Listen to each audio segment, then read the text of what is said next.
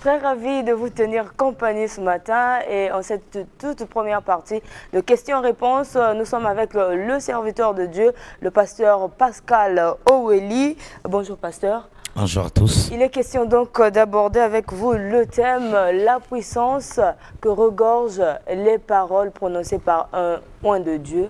Racontez-nous l'histoire. Il faut déjà d'emblée dire que nous sommes dans un monde de plus en plus matérialiste, à telle enseigne que très peu sont aujourd'hui ceux qui accordent encore de la valeur à la parole. Or, quand vous lisez dans les Écritures, Dieu dit dans Jean chapitre 1, du verset 1 jusqu'à 4, au commencement était la parole était avec Dieu et la parole était Dieu. Elle était avec Dieu au commencement. Toutes choses ont été faites par elle et rien de ce qui a été fait n'a été fait sans elle. En elle était la vie et la vie était la lumière du monde. La parole est donc l'élément premier avec lequel Dieu opère. À la création, Dieu a dit que la terre soit, la terre fut, et toutes choses ont été créées par la parole. Et lorsque Dieu appelle un homme, lorsque Dieu choisit son serviteur, Dieu ne lui donne pas des bijoux dans une poche, Dieu ne donne pas une carte bancaire, Dieu ne lui donne pas un objet matériel, Dieu change la nature de ses paroles. En sorte que Dieu les rend fortes et puissantes. Et ces paroles ont la capacité de créer des choses dans la vie. Ces paroles ont la capacité d'influencer la destinée même de la nation. Ces paroles ont la capacité de changer l'histoire des hommes. Nous sommes pasteurs, pourquoi? Ce n'est pas parce que nous sommes les plus intelligents. Ce n'est pas parce que nous sommes spéciaux, mais simplement parce que Dieu utilise nos paroles et par nos paroles, Dieu agit dans d'autres vies autour de nous.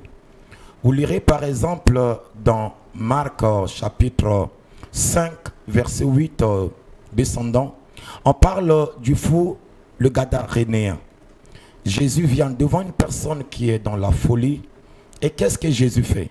Il déclare les paroles et le fou est guéri. Aujourd'hui également, à l'église, par l'amour de Dieu, pour tous ceux qui nous consultent, tous ceux qui nous fréquentent, tous ceux qui passent à l'église, il y a beaucoup de fous que Dieu guérit. Nous ne sommes pas Cabano qui, évidemment, agit avec les médicaments. Nous sommes une église qui agit avec la parole. Vous lirez par exemple aussi dans 2 Rois chapitre 4, à partir du verset 16, comment est-ce qu'une dame, la femme de Sunem, la Sunamite, elle a des difficultés d'enfantement. Mais l'homme de Dieu, qu'est-ce qu'il fait? Il déclare des paroles sur elle pour dire l'année prochaine, à la même période, Dieu t'aura déjà visité et tu auras ton enfant. Et justement, l'année prochaine, la parole agit. La Bible dit que les paroles que je vous dis, elles sont esprit et vie. Dans la parole de Dieu, il y a l'esprit. Dans la parole de Dieu, il y a la vie. Donc lorsqu'un homme de Dieu se met à déclarer des choses, ces choses, elles prennent corps. Ces choses influencent le monde des esprits et ces choses font à ce qu'il y ait des effets dans la vie des hommes. Nous sommes toujours avec l'homme de Dieu. Vous êtes en train d'écouter son édification, la parole. Dans la parole d'un oint de Dieu, il y a la vie, il y a l'esprit. La parole peut influencer le destin. C'est par la parole que Dieu a créé le monde. Pasteur, nous tendons pratiquement vers la fin de l'année 2022 et bientôt vous, hommes de Dieu, vous allez prophétiser. Je ne parle pas seulement de vous, mais dans des églises, nous faisons ce constat. 2023, année de prospérité, année de bénédiction et tout ce qui va avec, mais parfois nous terminons l'année en cours ou peut-être l'année prophétisée sans pourtant voir cette réalisation. Qu'est-ce qui est la cause de ce manque peut-être de concrétisation des paroles prononcées par un oint de Dieu? Adam, la parole d'un oint de Dieu ne peut pas être sans effet. Elle est toujours suivie des effets et donc elle est efficace et puissante. Par la grâce et les bontés de Dieu, nous allons vers la fin de l'année. Et c'est l'occasion où il faut dire aux gens qu'il y a plusieurs que l'ennemi a déjà préparés pour sacrifier. Mais qu'est-ce qui peut arrêter un sacrifice prononcé, préparé sur la vie d'une personne? C'est la parole qu'un nom de Dieu se mettra à déclarer sur la personne. Et cette parole fera à ce que la mort qui voulait animer, détruire, arrêter la course de la vie d'une personne, cette mort s'arrêtera. Voilà, un enfant était en train d'aller en terre. On dit que c'était l'enfant unique de ses parents. Déjà, la maman, elle est veuve parce qu'elle vient de perdre son mari. Mais cet enfant qui veut aller en terre, elle rencontre Jésus. Qu'est-ce que Jésus fait? Jésus déclare les paroles sur sa vie et l'enfant reprend vie. Madame, lorsque nous, en tant que oint de Dieu, en cette fin d'année, déclarons des paroles, pas seulement pour des vies, mais aussi pour la nation, mais aussi pour nos autorités, mais aussi, évidemment, et bien sûr, pour notre Église. Ces paroles, il faut que devant nous, il y ait quelqu'un qui croit, qui les reçoit.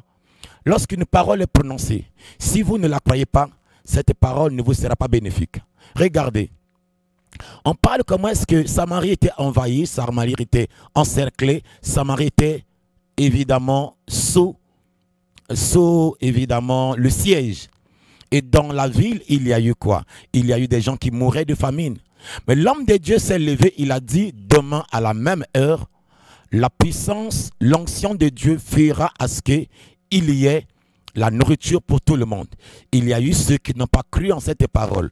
Dès que tu ne crois pas la parole dite, tu es exclu du champ d'action, du champ d'accomplissement de la parole. Et c'est pour cette raison aussi, même ce matin, sur Télé Congo, moi en tant que oint de Dieu, je ne suis pas prophète du malheur.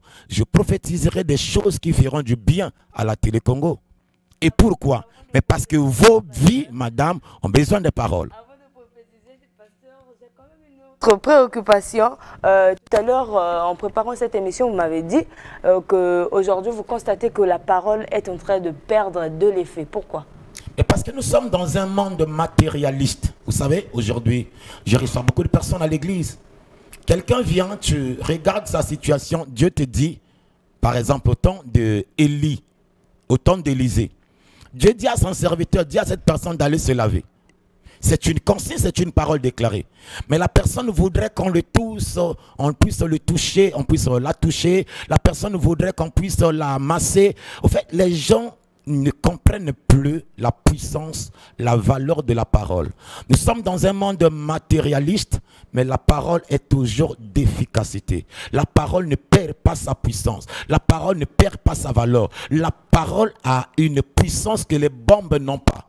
La parole a une puissance que les seringues n'ont pas. Et regardez bien, madame.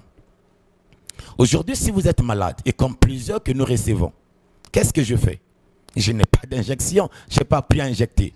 Je déclare une parole sur vous et cette parole, quand je vous parle, madame, aujourd'hui à 0 heure, j'étais à l'église, on vient de prière avec les bien-aimés et un enfant de l'église, une fille, la sœur Ardennes, elle vient et elle tombe là devant nous. Elle se met à pleurer, elle se tortille de douleur devant tout le monde. Qu'est-ce qu'il y a? Papa, je n'arrivais pas, elle avait son bébé. Elle se tournoyait de douleur. Elle dit qu'elle a mal à la tête, elle a des vertiges et évidemment, elle a tous les mots qu'il faut. Et qu'est-ce que je fais? Devant toute l'église, ceux qui ont veillé avec moi la nuit, je leur ai dit, je vais déclarer des paroles sur elle, Dieu va la guérir. Évidemment et naturellement, j'ai prononcé des paroles sur sa vie, j'ai déclaré des paroles, quelques minutes après, le calme lui est revenu. Et ce matin, en venant ici, je suis passé par l'église, je l'ai vu debout en train de se brosser. C'est pour dire que madame, combien de fois, même parfois à Bakongo, quelqu'un m'appelle, pasteur, voilà, ma femme a tel problème. J'ai dit, passe-lui le téléphone. Je me mets à déclarer sur cette dame qui, par exemple, était malade. L'onction et la puissance de Dieu font que la personne à Bakongo, sur seulement la parole déclarée au téléphone, la personne tombe, la personne se met à vomir et la personne est guérie. Il y a tant de choses à dire par rapport à cette thématique. Nous comprenons que vous êtes en train de nous étaler pas mal de témoignages, mais peut-être dimanche prochain, on va y revenir. Une préoccupation à ne pas répondre aujourd'hui, mais peut-être cela fera objet de notre prochaine émission. Cette parole, la parole, pour qu'elle se réalise, doit-elle juste provenir d'un point de Dieu ou n'importe qui peut prononcer une parole et cela aura de l'effet? Dimanche prochain, on en reparle, pasteur. Entre-temps, comment vous joindre et rappelez-nous les adresses de l'église. Merci, madame. Nous sommes ici au Congo et vous comprendrez avec moi que tout le monde n'a pas une parole dans cette nation. Il n'y a que des hommes établis, des autorités établies. Quand leurs paroles sortent, ces paroles ont un effet sur tout l'ensemble de la nation. Évidemment, dans le monde spirituel, c'est la même chose. Tout le monde ne peut pas dire des choses qui se réalisent. Sinon, madame, vous également aussi, bien que journaliste, pourrez vous mettre à guérir les gens et à délivrer les gens. Peut-être que j'aurai la grâce, pasteur. Comment vous Je suis le pasteur, je suis le frère Pascal Oweli. Vous pouvez me joindre au 06 621 05 01. 0 évidemment 5 592 64 70. L'église est Arrêt La Ferme, rue Les Comaux numéro 3, deuxième parcelle, deuxième église. Nous avons également une église qui est à Kombo Matari, derrière les 40 escaliers, chez le pasteur Ghislain Obeko.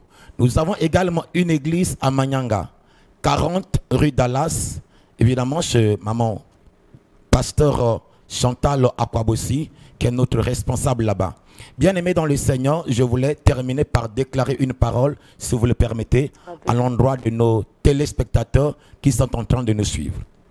Par l'onction et la puissance du Saint-Esprit, toi qui crois en la puissance de la parole, je déclare que cette plaie qui a connu beaucoup de traitements et qui n'a fait que résister, qui ne s'est pas cicatrisée, par la puissance de l'onction, soit guérie dans le nom puissant de Jésus.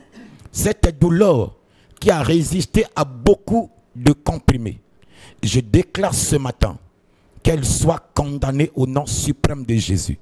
Toi qui attends un bébé comme la femme sunamite, je déclare ce matin, par l'onction que Dieu m'a revêtue, reçois ton enfant au nom suprême de Jésus.